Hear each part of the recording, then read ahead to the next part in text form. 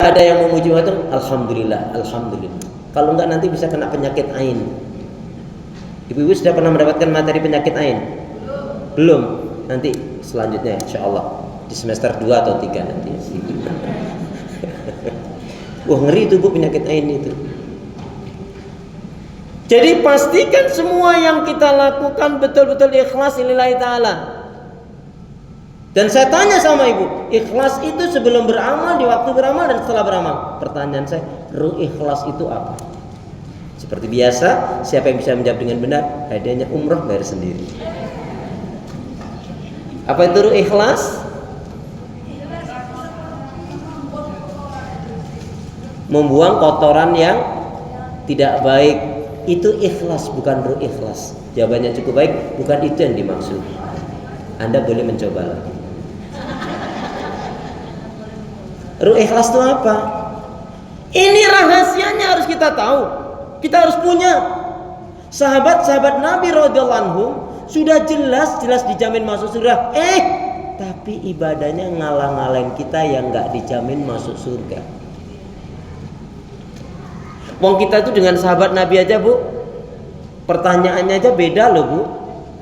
Nih contohnya kalau sahabat Nabi, ya Rasulullah ayul amal afdal. Rasul amal apa yang utama itu? As-salatu ala waqtiha, jawab Rasul. Salat tepat waktu. Tsumma ayu, lalu apa ya Rasul? Birrul walidain, berbakti kepada orang tua. Tsumma ayu, lalu apa ya Rasul? Al jihadu fisabilillah. Itu kalau sahabat Nabi tanyanya Rasul amal apa yang paling utama. Kalau kita tanyanya apa? Ustadz mau nanya sebetulnya sholat isya yang paling akhir jam berapa?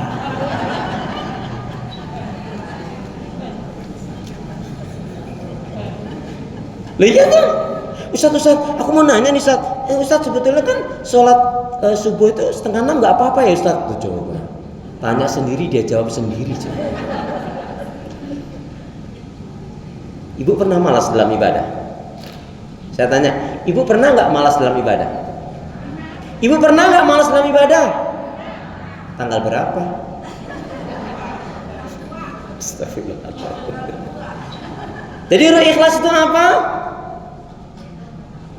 Ruh ikhlas itu apa? Itu ikhlas lillahi ta'ala, itu ikhlas mencari mengharapkan keridhaan Allah. Semata-mata mencari mengharapkan keridhaan Allah, nggak senang, biasa saja dengan pujian sanjungan manusia, karena merasa nggak pantas dipuji kok. Nggak sedih juga kalau ada yang menghina mencela. Wong yang kasih pahala Allah, yang punya surga Allah kok. Itu kan ikhlas.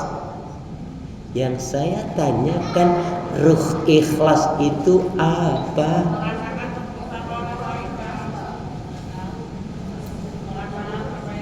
Nggak tahu kok nggak tanya. Apa itu ikhlas? Itu kan niat. Amal itu sangat tergantung pada niatnya. Apa itu ruh ikhlas? Jadi ruh ikhlas itu senang dan semangat. Ruh ikhlas itu adalah senang dan semangat terhadap semua kebaikan, ibadah dan amal soleh. Ulangi ya. Ruh ikhlas itu adalah senang dan semangat terhadap semua kebaikan, ibadah dan amal soleh. Masya Allah Bu. Apalagi Ibu ini sebagai istri, saya baru tahu betul ya, ternyata istri itu pekerjaannya apa? Tugasnya berat banget. Istri itu ternyata tugasnya berat banget. Dari terbit matahari hingga terbenam mata suami. Karena kalau mata suami belum terbenam Bu, masih terus saja. Jadi ruh ikhlas adalah senang dan semangat terhadap semua kebaikan, ibadah dan amal soleh. Jadi kalau kita sudah nggak semangat, berarti ini masalah nih. Setan sudah mulai ngusik-ngusik kita ini.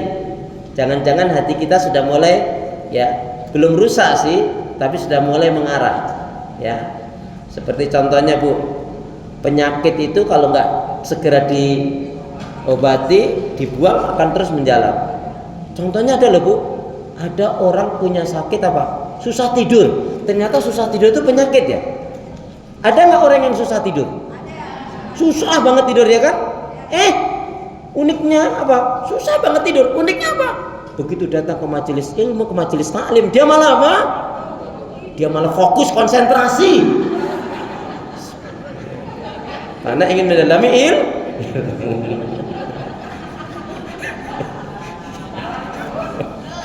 Sebetulnya ibu nggak salah, cuman jawabannya belum tepat. Astagfirullah. Ya Allah. Baik ibu. Tadi keterangan yang pertama tadi apa? Memastikan, mengajarkan kepada kita jangan ada amalan yang kita lakukan karena manusia. Soal kemudian manusia memuji menyanjung itu urusan dia. Maka kita bisa belajar dari sahabat Nabi. Sahabat Nabi itu Bu, kalau dia memberi, dia yang berterima kasih. Dia yang memberi, dia yang berterima kasih. Dan tidak mengingat-ingat kebaikan yang pernah dia lakukan pada orang lain. Gak ngancep, ingat aku udah pernah bantu kamu loh Jeng. Nah tidak begitu. Nah itu pakai melot. Astagfirullah. Jadi Bu, yang kedua apa? Ini juga ngeri juga ini. Rasul ketika menyampaikan ini Bu, ada sahabat Nabi yang gemetar, ada ketakutan, bahkan sampai ada mengatakan sampai pingsan. Apa itu? Yaitu ketika Rasul menyatakan maksudnya adanya seseorang entah laki entah perempuan, di pagi hari dia masih iman, tapi sore harinya dia sudah kufur. Bahkan lebih dekat dari itu, paginya iman, siangnya sudah kufur. Lebih dekat dari itu, lebih cepat dari itu. Subuh masih iman, waktu duha dia sudah kufur. Kenapa? Dia tidak sadar, tidak menyadari syaitan merusak hatinya, imannya, ibadahnya. Apa? Ya dia melakukan hal-hal yang dilarang, diharamkan oleh Allah dan dia tidak menyadari. Ini berbahaya ya. Itu sebagai mukadimah. Pastikan yang kita lakukan adalah dalam kebaikan ibadah dan amal sholih. Oh iya, saya mau tanya lagi Bu. Ibu kalau ditanya mahalnya sehat, bernilainya sehat, berharganya sehat itu kapan? Ibu kalau ditanya mahalnya sehat, bernilainya sehat, berharganya sehat itu kapan? Ketika sakit. Siapa yang ngajarin kayak gitu? Enggak. Jadi mahalnya sehat, bernilainya sehat, berharganya sehat itu kapan? Ketika Allah beri kita kesehatan, kita gunakan untuk kebaikan, ibadah dan amal soleh. Itu baru bernilai, itu baru keren. Kenapa? Contohnya ada orang sehat tapi nggak iman, orang sehat tapi sombong, orang sehat tapi nggak ibadah, sehat tapi malah cerai. Ada nggak? Sehat tapi malah nyakitin anak mertua, ada nggak? Sehat tapi suka gibah ngerumpi ke gosip, gosip makin digosok, cepet banget ya. Astagfirullah ya Allah. Jadi saya ulangi, mahalnya sehat, bernilainya sehat, berharganya sehat itu adalah ketika Allah beri kita kesehatan untuk kebaikan ibadah dan amal sholih. Makanya Pak, fa idza faraghta fansab wa ila rabbika farghab. Selesai dari kegiatan satu kegiatan yang lain, dari aktivitas satu ke aktivitas yang lain, tetap dalam lingkaran ibadah kepada Allah Subhanahu wa taala. Ini yang disebut dengan kunci kebaikan. Ikutin saya. Bismillahirrahmanirrahim. Kunci kebaikan. Kunci kebaikan. Hendaknya kita selalu menyibukkan diri dalam kebaikan, ibadah dan amal salih. Inilah kunci kebaikan. Hendaknya kita selalu menyibukkan diri dalam kebaikan, ibadah dan amal salih. Kenapa? Sebab kalau kita tidak menyibukkan diri dalam kebaikan, ibadah dan amal salih, syaitan yang akan menyibukkan kita dalam maksiat dan dosa.